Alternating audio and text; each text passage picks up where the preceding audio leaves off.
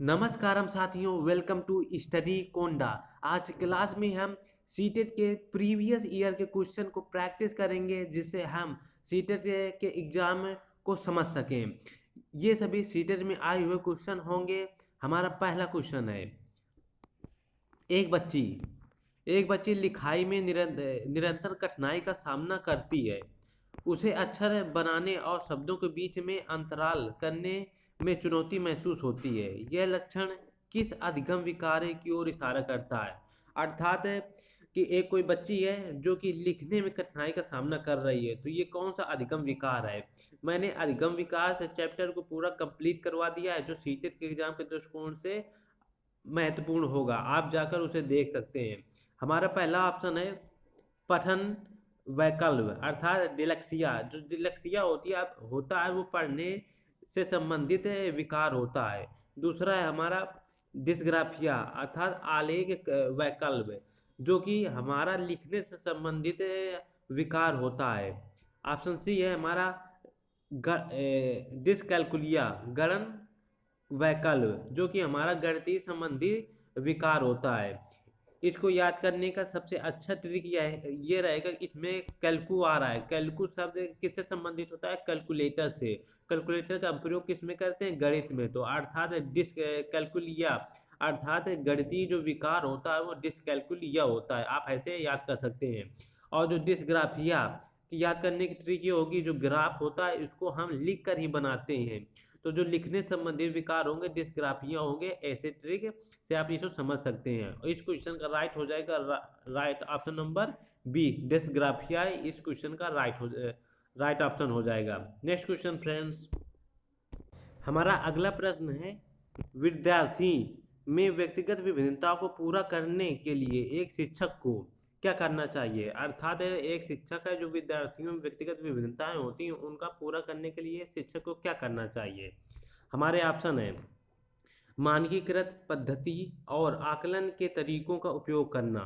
Option B है शिक्षा शास्त्री उपागम और मूल्यांकन के विविध साधनों का उपयोग करना चाहिए। ऑप्शन सी है रटन रटन रटन आधारित अधिगम को निर्धारित करने के लिए एक रूप शिक्षा शास्त्र का इस्तेमाल करना और योगात्मक आकलन पर बल देना। ऑप्शन डी है पेपर पेंसिल आधारित परीक्षणों की संख्या में वृद्धि करना और पुनर्स्मरण पर बल देना। तो इसका राइट ऑप्शन हो जाएगा ऑप्शन नंबर बी। इसका राइट ऑप्शन हो जाएगा। जो ऑप्शन नंबर ए है ये मानकीकृत पद्धति की बात कर रहा है। जहाँ पर यह बी आपको मानकीकृत पद्धति आ जाए, वो सीडीपी हो चाहे ईवीएस हो, चाहे वो हिंदी पेडागोजी हो, वहाँ पर आपको मानकीकृत पद्धति देखते ही आपको वो निगेटिव ऑप्शन हो जाता है। इसलिए आपको गलत करना होता है। मानकीकृत पद्धति एक गलत शब्द है, इसलिए हमको इसका प्रयोग नहीं करना है। और जो हमारा रचन आधारित है, जो रचने की प्रवृत्ति है हमको कम से कम करना है, ये हमारा एनईपी 2020 कहता है, एनसीएफ 2005 कहता है। इसलिए ये निगेटिव ऑप्शन हो जाता है, ये भी गलत हो जाएगा। जो इसमें पुनर्स्मरण पर बल देने की बात कही गई है, ये भी हमारा एक निगेटिव है, इसलिए ये सभी गलत हो जाएंगे। इसलिए ऑप्शन नंबर बी हमारा राइट ऑप्शन हो जाएगा। नेक्स्ट क्वेश्चन फ्रेंड्स, हमारा हमारा अगला इम्पॉर्टेंट सीटेट के एग्जाम में आया क्वेश्चन है। इससे क्वेश्चन हर साल एक क्वेश्चन बन जाता है, इसलिए हमारा इम्पॉर्टेंट टॉपिक है। हमारा क्वेश्चन है, निम्न में से कौन सा सृजनात्मकता का अनिवार्य लक्षण है? हमारे ऑप्शन है डाइवर्जेंट थिंकिंग, अपसारी चिंतन। ऑप्शन बी है हमारा आवेगशीलता।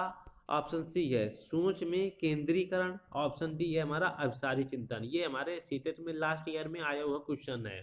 तो सृजनात्मकता टॉपिक से हमारा एक क्वेश्चन है बन जाता है, इसलिए सृजनात्मकता टॉपिक हमारा इंपॉर्टेंट है सीटेट के एग्जाम में।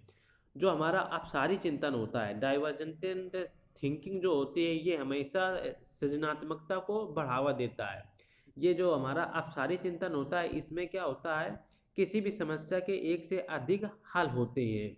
जैसे कि मान लीजिए हमने कहा कि आप बीज को कैसे प्राप्त कर सकते हैं, गुणन के द्वारा बीज को आप कैसे प्राप्त कर सकते हैं। तो बीज को प्राप्त करने के आपके बहुत सारे तरीके हैं।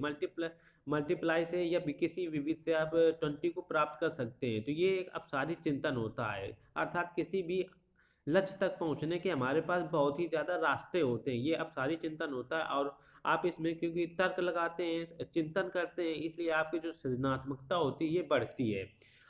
जो होता है हमारी अपसारी चिंतन, अपसारी चिंतन क्या होता है, अपसारी चिंतन का जस्ट अपोजिट होता है। अर्थात इसमें क्या होता है, इसमें किसी भी समस्या का समाधान मात्र एक ही होता है। जैसे कि मान ली भारत की राजधानी क्या है, तो आप कहेंगे नई दिल्ली, बस एक ही है समाधान, इससे अन्य कोई समाधान नहीं होते हैं। तो ये क्या होता है, अपसारी चिंतन होता है। नेक्स्ट क्वेश्चन फ्रेंड्स, हमारा अगला प्रश्न है कि हमारा कथन कथन क्या कहता है, पढ़ाते समय एक शिक्षक को पाठ्य सामग्री को दर्शाने के विभिन्न तरीके अपनाने चाहिए। जो इसका रीजन है, कारण दे रहा है कि जो शिक्षक को अधिगमकर्ताओं की विविध आवश्यकताओं हेतु अपने शिक्षा शास्त्र को उनके अनुकूल बनाना चाहिए। इस प्रकार के क्वेश्चन आपने रीजनिंग में बहुत सारे प्रश्न किए, सॉल्व किए होंगे। आजकल सीटेट के एग्जाम में भी ऐसे प्रश्न आने लगे हैं, उसके कथन दिए होते हैं और उनके रीजन दिए होते हैं। तो इस कथन के क्या रीजन है, मतलब कथन कह रहा है कि एक शिक्षक को जो कक्षा में बहुत सारी व्यक्तिगत विभिन्नताएं होती हैं, इसलिए जो पढ़ाता है वो अलग अलग तरीके होने चाहिए पढ़ाने के।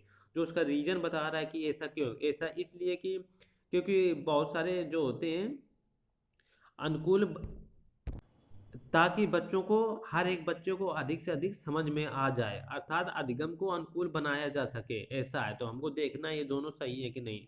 तो हमारा ऑप्शन ए कहता है कि ए और आर दोनों हमारे सही है। ऑप्शन बी कहता है कि ए और आर दोनों सही है लेकिन आर ए की व्याख्या नहीं करता है। ऑप्शन सी कहता है ए सही है लेकिन आर गलत है। ऑप्शन डी कहता है ए आर दोनों गलत है। तो गलत होने वाली इसमें बात ही नहीं, क्योंकि दोनों हमारे कथन और रीजन दोनों सही है। इसका राइट ऑप्शन हो जाएगा ऑप्शन नंबर ए आर दोनों सही है और जो आर है ए की व्याख्या करता है। नेक्स्ट क्वेश्चन फ्रेंड्स, हमारा अगला प्रश्न है, छोटे बच्चों ज्ञान की संरचना और अर्थ किस प्रकार निकालते हैं। अर्थात क्वेश्चन कह रहा है कि जो छोटे बच्चे हैं वो ज्ञान को किस प्रकार से देखते हैं, अर्थात किसी भी कॉन्सेप्ट को पढ़ाते हैं वो कैसा देखते हैं। तो हमारे ऑप्शन है सक्रिय अन्वेषण द्वारा, ऑप्शन सेकेंड खेल द्वारा, ऑप्शन थर्ड पदार्थों पर क्रिया और प्रयोग द्वारा, ऑप्शन थर्ड सहपाठी और वैक्सो संग सहभागिता द्वारा। जो छोटे बच्चे होते हैं, ज्ञान की बात है तो वो क्या करते हैं, अपना कुछ में कुछ करते रहते हैं, अर्थात अन्वेषण करते रहते हैं, एक्सप्लोर करते रहते हैं कुछ न कुछ, इस रूप से वो ज्ञान अर्जित कर लेते हैं। जब बच्चा खेलता है तो वो कुछ न कुछ अपना ज्ञान अर्जित कर लेता है। तो इस विधि खेल द्वारा भी बच्चा का बहुत ही ज्ञान अर्जित करता है। तो ये भी यहाँ राइट हो जाएगा। ऑप्शन थर्ड कह रहा है पदार्थों पर क्रिया और प्रयोग द्वारा। बिल्कुल सही है कि बच्चा किसी भी वस्तु के साथ जब खेलता है तो उसमें बहुत सारी क्रिया करते हैं और उसमें बहुत सारे एक्सपेरिमेंट करते हैं, अर्थात ऐसे करेंगे तो ऐसा हो जाएगा, इस प्रकार से बच्चा ज्ञान प्राप्त करता है। जो ऑप्शन फोर कहता है सहपाठियों और वयस्कों संग सहभागिता द्वारा, इसके द्वारा भी बच्चा अनुकरण करके बहुत सारा ज्ञान अर्जित कर लेता है। इसलिए हमारे चारों ऑप्शन राइट ऑप्शन है, इसलिए हमारा ऑप्शन नंबर डी सही हो जाएगा। फर्स्ट सेकेंड थर्ड फोर हमारे चारों सही है। नेक्स्ट क्वेश्चन फ्रेंड्स, अगला इंपॉर्टेंट प्रश्न है कि एक अध्यापिका बच्चों को फोन नंबर रटने के लिए फोन नंबर जो कि 10 अंकों का होता है को 3-4 अंकों के समूह में बांटकर याद कराना सुझाती है। अध्यापिका द्वारा सुझाई गई यह रणनीति क्या कहलाती है। अर्थात कोई एक अध्यापिका है, फोन नंबर याद करवाना चाहती है, तो जो फोन नंबर में 10 अंक होते हैं उस 10 अंक को 3-4 समूह में बांट देती है। तो इसको जो 3 से 4 समूह में बांटा उसको हम क्या कहेंगे। हमारे ऑप्शन है खंडीकरण, कूटलेखन, स्वांगीकरण, अनुकूलन। तो अध्यापिका क्या कर रही है, नंबर को बांट रही है, अर्थात खंड में डिवाइड कर रही है, इसलिए हमारा राइट ऑप्शन हो जाएगा ऑप्शन नंबर ए खंडीकरण। नेक्स्ट क्वेश्चन फ्रेंड्स, हमारा अगला सीटेट के एग्जाम में आया हुआ क्वेश्चन है कि निम्न में से अधिगम की कौन सी दशा पर विद्यालयों में सबसे अधिक बल देना चाहिए। हमारे ऑप्शन है परिवेश से सहभागिता द्वारा कौशलों और ज्ञान का अर्जन, ऑप्शन बी है विषय वस्तु को रटना, ऑप्शन सी है दूसरों का निष्क्रिय अनुकरण, ऑप्शन डी है उद्दीपन अनुक्रिया संबंधों द्वारा व्यवहार का अनुबंधन। तो इसका राइट ऑप्शन हो जाएगा ऑप्शन नंबर फर्स्ट, इसका राइट ऑप्शन हो जाएगा। अर्थात अधिगम के लिए विद्यालय अगर सबसे अधिक बल देता है तो वो किसमें, परिवेश से सहभागिता, अर्थात जो हमारा वातावरण है उसके साथ सहभागिता बना रखें, उससे हम सीखें और उससे वातावरण से उस ज्ञान का अर्जन करें। नेक्स्ट क्वेश्चन फ्रेंड्स, एक शिक्षक होने के नाते आप अपने छात्रों में समस्या समाधान क्षमताओं को किस प्रकार सुसाध्य कर सकते हैं। अर्थात क्वेश्चन कह रहा है कि आप एक शिक्षक हैं तो अपने छात्रों में समस्या समाधान की क्षमता को कैसे बढ़ा सकते हैं। हमारे ऑप्शन है, अपने विद्यार्थियों में डर की भावना पैदा करके आप समस्या समाधान की क्षमताओं को बढ़ा रहे हैं, तो डर पैदा करेंगे तो आप वो और समस्या में घिर जाएंगे, तो ये हमारा निगेटिव ऑप्शन है, गलत हो जाएगा। ऑप्शन बी कहता है कि समस्याओं के हल हेतु अटल तरीके के इस्तेमाल करके, अर्थात कोई समस्याएं उसके जो फिक्स तरीके उनका प्रयोग करके आप समस्या समाधान की क्षमता बढ़ा सकते हैं, गलत है। क्योंकि जो फिक्स तरीके होते हैं हमेशा काम नहीं करते, इसलिए हमारा गलत हो जाएगा। यहाँ पर जो अटल है ये गलत है, हमारा निगेटिव ऑप्शन है। ऑप्शन सी कहता है समरूपों का इस्तेमाल को बढ़ावा देकर, अर्थात समरूपों का। और ऑप्शन डी कहता है कि निष्क्रिय रटन पद्धतियों के इस्तेमाल से, अर्थात रटी हुई पद्धतियों के इस्तेमाल से आप समस्याओं को समाधान की क्षमता को नहीं बढ़ा सकते हैं। तो इसका राइट ऑप्शन हो जाएगा ऑप्शन नंबर सी, अर्थात आप बच्चों के अंदर जो समरूप हैं अर्थात एनालाइज करने की जो क्षमता है उसको बढ़ाएंगे तो वो ऑटोमेटिक स्वतः ही समस्याएं समाधान करना शुरू कर देंगे। नेक्स्ट क्वेश्चन फ्रेंड्स, निम्नलिखित में से कौन सा सार्थक अधिगम को सुसाध्य करेगा, अर्थात इसमें से कौन सा जो प्रयास है हमको जो अधिगम को बढ़ावा देगा। हमारा ऑप्शन है, कक्षा के संदर्भ रहित अधिगम को बढ़ावा देना। ऑप्शन बी, एक समस्या पर विविध तरीकों से विचार करने को प्रोत्साहित करना। तो जो एक कोई समस्या है उसमें हम कई प्रकार के विचारों का प्रयोग करके उस समस्या को सुलझाना है, अर्थात आप सारी चिंतन की बात कर रहा है तो हमारा यही राइट ऑप्शन हो जाएगा। नेक्स्ट क्वेश्चन फ्रेंड्स, हमारा अगला प्रश्न है, अगर विद्यार्थी अपने कार्य की सफलता को आंतरिक कारणों पर आरोपित करते हैं तो उनमें से भावना उत्पन्न होगी, उनमें से कौन सी भावना उत्पन्न होगी। अर्थात कोई अगर विद्यार्थी सफल हो रहा है तो वो जिम्मेदारी किसको दे रहा है, अपनी आंतरिक कारणों को, तो उसमें से कौन सी भावना उत्पन्न होगी, शर्म की, गुस्सा की, गर्व की या उत्कंठा की। जब वो आंतरिक कारणों से जब सफल हो रहा है तो स्वाभाविक सी बात है इसमें उत्कंठा नहीं होगी क्योंकि वो खुश होगा, गुस्सा नहीं आएगी क्योंकि वो खुश होगा, शर्म नहीं आएगी क्योंकि वो खुश होगा। तो इसमें कौन सी भावना उत्पन्न होगी, गर्व की। अपने आप को जब वो आंतरिक रूप से सफल होगा तो वो क्या गर्व महसूस करेगा।